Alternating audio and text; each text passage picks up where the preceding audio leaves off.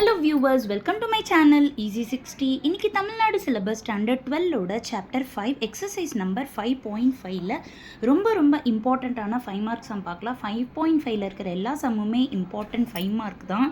So அதில் இருக்கிற எல்லா சம்மும் நீங்கள் படிச்சே ஆகணும், வேறு ஆப்ஷன் கிடையாது. இப்போ நம்ம சம் நம்பர் 7 பார்க்கலாம். இங்கே பார்த்தீங்கன்னா ஏபின்னு சொல்லிட்டு ஒரு ராட் இருக்குது. நம்ம தான் ஏபின்னு பேர் வச்சுருக்கோம், பட் ஒரு ராட் இருக்குது.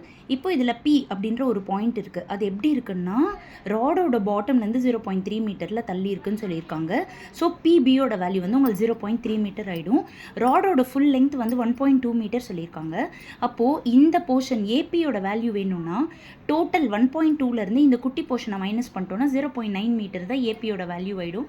இப்போ நம்ம பிடிபிசின்னு சொல்லிட்டு 2 பர்பண்டிகுலர் ட்ரா பண்ணிக்கலாம். இப்போது இதை வந்து ஒய்க்கு பேரலாக இருக்கிறனால ஒய்ன்னு எடுத்துக்கோங்க, இது ஹாரிசான்டலாக இருக்கிறது வந்து எக்ஸ்ன்னு எடுத்துக்கோங்க. So that we got 2 triangles. இப்போ நம்ம என்ன பண்ணுறோம்னா இந்த ஃபஸ்ட்டு ட்ரையாங்கிள் கன்சிடர் பண்ணுறோம். இந்த ட்ரையாங்கிள் ஏசிப்புக்கு கண்டிப்பாக காஸ் தீட்டா எடுக்கணும், மறந்துடாதீங்க.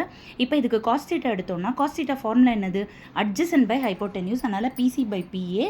ஸோ அட்ஜசன்ட் வந்து எவ்வளோ? பிசியோட வேல்யூ வந்து எக்ஸ் டிவைடட் பை 0.9.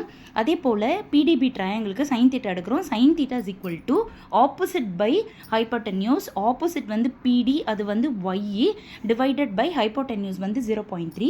நம்மளுக்கு ஒரு ஐடென்டிட்டி தெரியும் இல்லையா, sine square theta plus cos square theta is equal to 1ன்னு சொல்லிட்டு. ஸோ இதில் நம்ம சைன் தீட்டா பதிலாக ஒய் ஸ்கொயர் பண்ணால் ஒய் ஸ்கொயர் பை 0.3 ஸ்கொயர் பண்ணால் 0.09 plus cos square theta. So x square by 0.81 equal to 1. இப்போது இதில் எலிப்ஸ் ஈக்குவேஷன் கிடச்சிருச்சா உங்களுக்கு? எலிப்ஸ் ஈக்குவேஷனில் பெரிய வேல்யூ தான் ஏ ஸ்கொயர். ஸோ 0.81 தான் ஏ ஸ்கொயர். பி ஸ்கொயர் வந்து 0.09. அவங்க வந்து எசென்ட்ரிசிட்டி கண்டுபிடிக்க சொல்லியிருக்காங்க. எசென்ட்ரிசிட்டியோட formula √1 minus b square by a square. So 1 minus 0.09 by 0.81. LCM பண்ணிட்டோம்னா மைனஸ் பண்ண பிறகு 0.72 பை 81ன்னு வருது. பாயிண்ட் ரிமூவ் பண்ணுறதுக்காக நான் மேலேயும் கீழேயும் 100ஆல் மல்டிப்ளை பண்ணேன்னா ஜஸ்ட் √72 பை 81 ஆகிடும். ரெண்டும் 9 டேபிள்ஸில் கேன்சல் பண்ணிடுறோம். அப்போ 8 √8 வந்து 2√2 ஆகிடும். √9 வந்து 3 ஆகிடும். அவ்வளோதான், ரொம்ப ஈஸி, ரொம்ப சிம்பிளான சம்.